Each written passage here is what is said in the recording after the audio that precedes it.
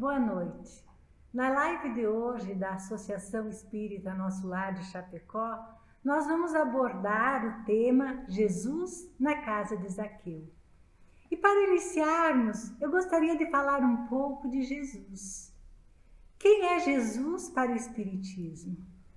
Muitos acham que o Espiritismo não é uma religião cristã, mas o Espiritismo é uma religião baseada no cristianismo. A moral espírita é a moral cristã. Os ensinos de Jesus são o norte para a nossa caminhada evolutiva na Terra. No Livro dos Espíritos, quando Allan Kardec perguntou aos espíritos superiores quem é o ser mais perfeito, mais evoluído que esteve sobre a Terra para servir de modelo e guia para a humanidade, eles responderam que foi Jesus Cristo. Então, Jesus Cristo é o nosso mestre, é o nosso guia, é o nosso modelo. E na sua passagem sobre a Terra, Jesus deixou aquela meta, aquele ensino do que nós devemos fazer, de como devemos viver, daqueles valores a conquistarmos para atingirmos a salvação, ou em outras palavras, a evolução espiritual, que é a meta de todo espírito imortal. Os ensinos de Jesus baseavam-se sempre no amor, no acolhimento, no perdão.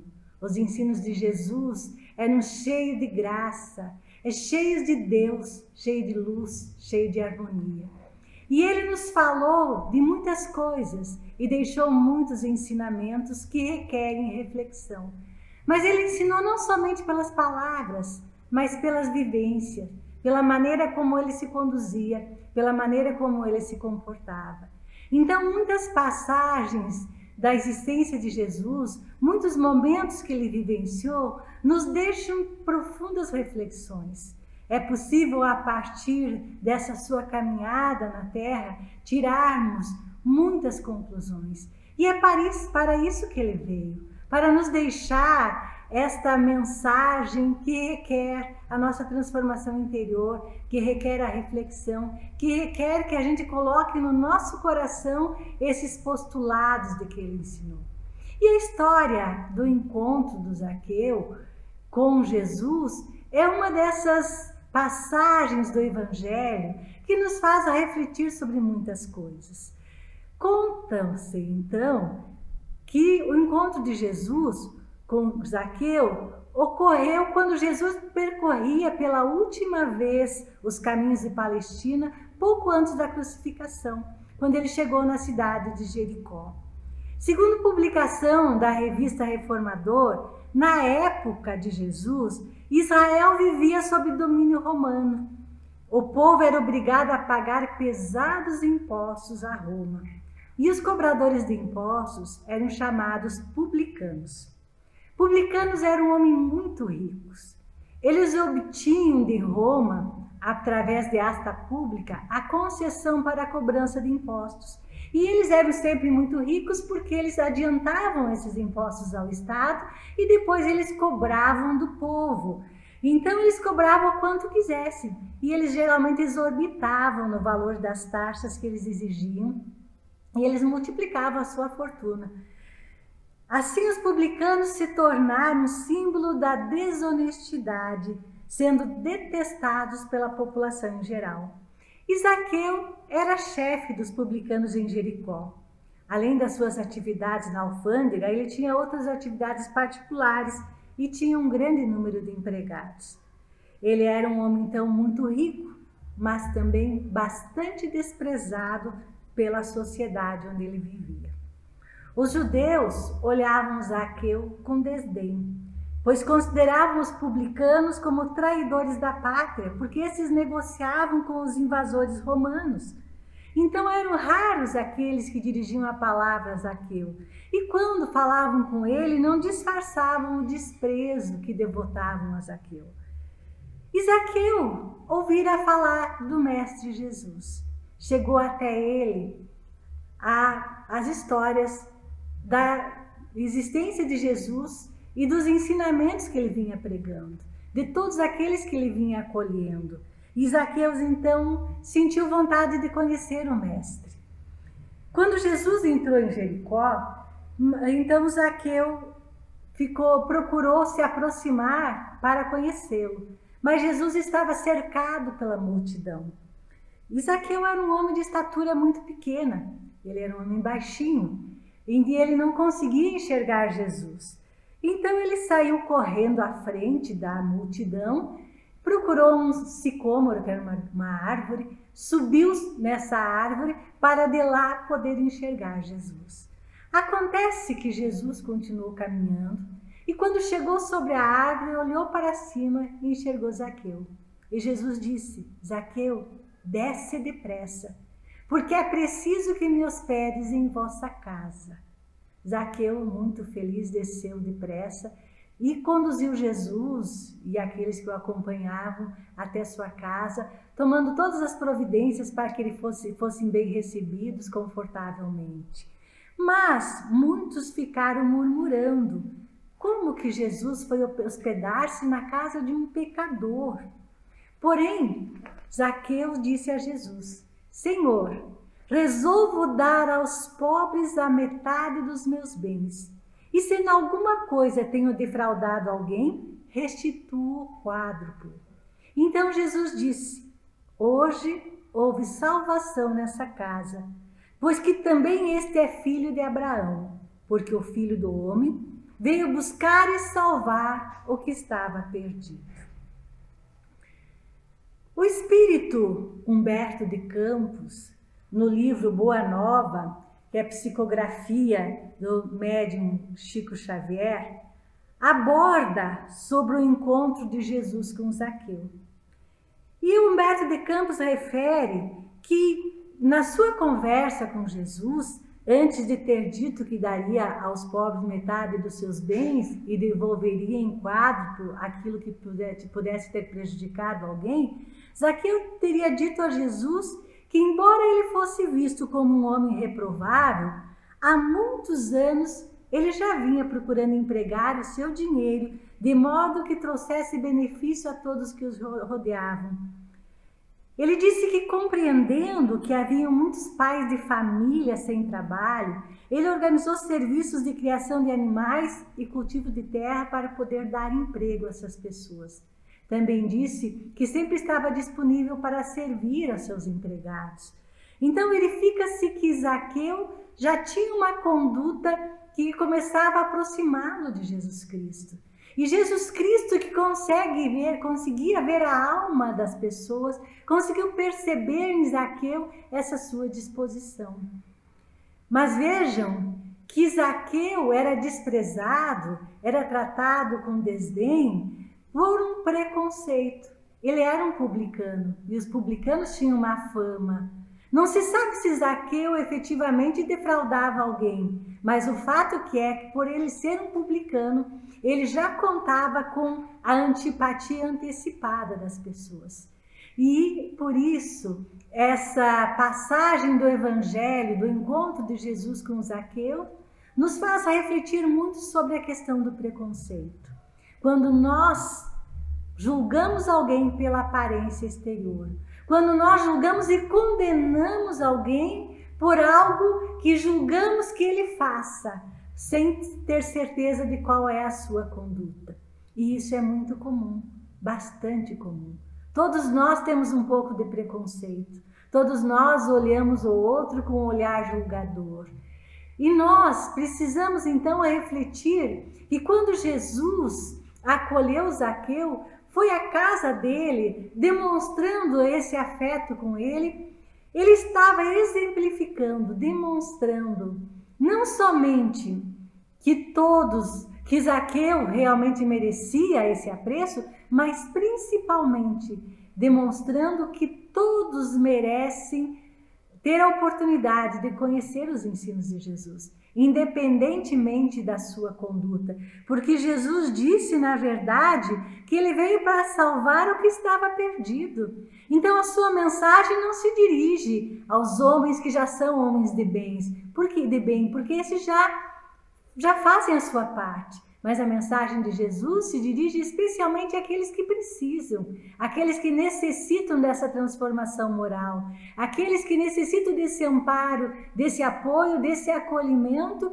para transformar a sua vida. Na nossa sociedade, nós costumamos julgar de uma forma muito definitiva as pessoas. E muitas vezes alguém que cometeu um equívoco acaba não tendo uma outra oportunidade de poder recompensar o seu erro, de poder agir diferente, porque não lhe é dada essa oportunidade. Porque nós ficamos atirando pedras, lembrando a história da mulher adúltera, em que Jesus mandou atirar pedras quem estivesse sem pecados. Nós, apesar de todas as nossas imperfeições, nós ficamos atirando pedra nos outros. Nós ficamos julgando a conduta dos outros. E, mais do que isso, nós condenamos de forma irrefutável. E eu sempre costumo dizer que nós temos o hábito muito feio, muito inadequado, de lembrarmos dos defeitos, das coisas negativas, em vez de lembrarmos das coisas boas. Então, quando alguém nos pergunta, você conhece o fulano de tal? Nós, se sabemos de muitas coisas boas que essa pessoa faz, mas também sabemos de uma única coisa equivocada, nós vamos lembrar dessas.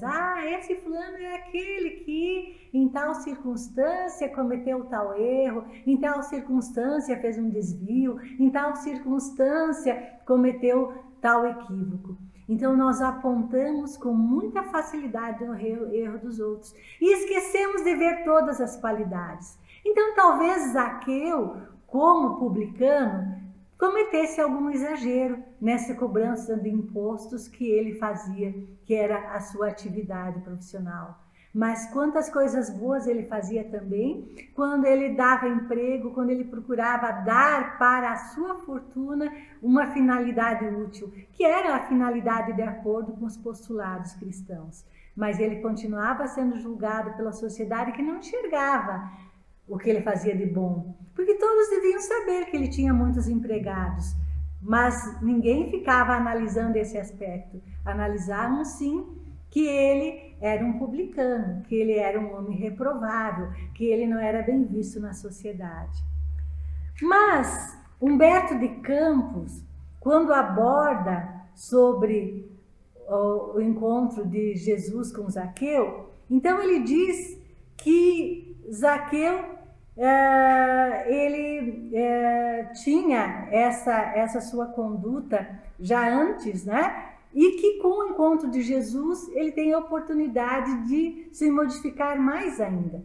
Mas também ele faz constar que a condenação da riqueza se firmara no espírito dos discípulos de Jesus com raízes muito profundas. Então havia uma reprovação aos ricos, aquela ideia de que é mais fácil um camelo passar pelo fundo de uma agulha do que um rico se salvar. Vendo a riqueza como uma causa de desaprovação, com a riqueza como algo negativo. Ou seja, que o rico não tinha direito a ouvir a palavra de Jesus. Porque quando reprovaram que Jesus fosse à casa de Zaqueu, eles não estavam reprovando somente porque Zaqueu era um publicano, mas também porque Zaqueu era muito rico. E havia essa compreensão que a mensagem de Jesus só se dirigia aos pobres e aos desvalidos. Porém, quem são os pobres? Quem são os desvalidos? Quais são as carências que nós temos que nos fazem desejar, necessitar da palavra de Jesus? Será que são só as carências materiais? Quantas pessoas que têm muitos recursos, mas têm grandes sofrimentos da alma? A mensagem de Jesus se dirige a todos os que sofrem. Relata então Humberto de Campos que Jesus Cristo, então, muitas vezes precisava esclarecer, intervir para esclarecer os seus discípulos com relação a esses equívocos. Então ele diz que Jesus teria dito aos seus discípulos, após esse diálogo com Zaqueu: amigos, acreditais porventura que o Evangelho vem ao mundo para transformar todos os homens em miseráveis e mendigos? Qual a esmola maior? A que socorre a necessidade de um dia ou o que adota a providência para uma vida inteira? Então, qual a esmola maior? É aquele que dá um prato de comida a alguém ou é o emprego que se dá a uma pessoa para que ela tenha condição de ter uma vida digna, para que ela tenha uma condição de sustentar a sua família, para que ela tenha condições de viver de uma maneira adequada? Então, essa é a pergunta que Jesus faz. E nós vemos que o Evangelho segundo o Espiritismo relata esse encontro de Jesus com Zaqueu no capítulo 16, que é intitulado Não se pode servir a Deus e a Mamon, ou seja, não se pode servir a Deus e a riqueza, aos bens materiais, ao dinheiro. E Kardec explica no Evangelho que se a riqueza devesse constituir um obstáculo absoluto à salvação dos que a possuem, Deus teria colocado na mão de alguns um instrumento de perdição, o que então não se coaduna com a justiça e a bondade divina. Então, embora a prova da riqueza seja uma prova muito arriscada, muito perigosa, muitas vezes mais perigosa do que a prova da miséria, pelas tentações, pelos arrastamentos que as facilidades materiais, que a fortuna provoca, isso não torna impossível a salvação daqueles que possuem a riqueza. Ao contrário, eles têm nas mãos um instrumento para fazer um processo diferente. A salvação, ou seja, a evolução espiritual, o crescimento do ser espiritual que somos todos nós, pode ser alcançado aprendendo a usar adequadamente dos bens materiais. A riqueza bem empregada vai fazer espargir ao redor de si muitos benefícios. Então, o grande problema da riqueza é o apego que o ser humano tem aos bens terrenos. Aquele que se apega à riqueza passa a servir aos bens materiais, deixando de servir a Deus, porque não se pode servir a dois senhores. Então, aquele que se deixa levar pela cobiça acaba se afastando dos postulados divinos. Mas aquele que compreende a utilidade da riqueza, do bom emprego da riqueza, vai fazer dela um instrumento de evolução. E Zaqueu estava fazendo esse processo. Ele estava transformando o seu coração, estava desenvolvendo atitudes, condutas, valores compatíveis com a doutrina de Cristo. Mas ainda assim, ele era vítima do preconceito da sociedade. Então, nós podemos pensar a partir dessa mensagem, dessa vivência de Jesus, que nós, diante de uma outra pessoa, devemos ter muita cautela no julgamento. E não devemos pensar que aquele que tem qualquer dificuldade, qualquer defeito, não seja merecedor do amor do Cristo. Porque Jesus Cristo veio justamente para esses, justamente para quem precisa mais da sua mensagem, do seu ensinamento, justamente aqueles que precisam trabalhar os valores íntimos. É equivocada, então, a essa ideia de que a mensagem de Jesus ela se dirige somente aos miseráveis, aqueles que não tenham, que sejam pobres, que sejam humildes do ponto de vista material. A mensagem de Jesus, na verdade, se dirige aos humildes do coração, aqueles que têm necessidades de toda a natureza, seja elas materiais ou seja de natureza espiritual. Então, quem pode dizer que um rico não é um necessitado? A fortuna, ela não supre as necessidades do espírito.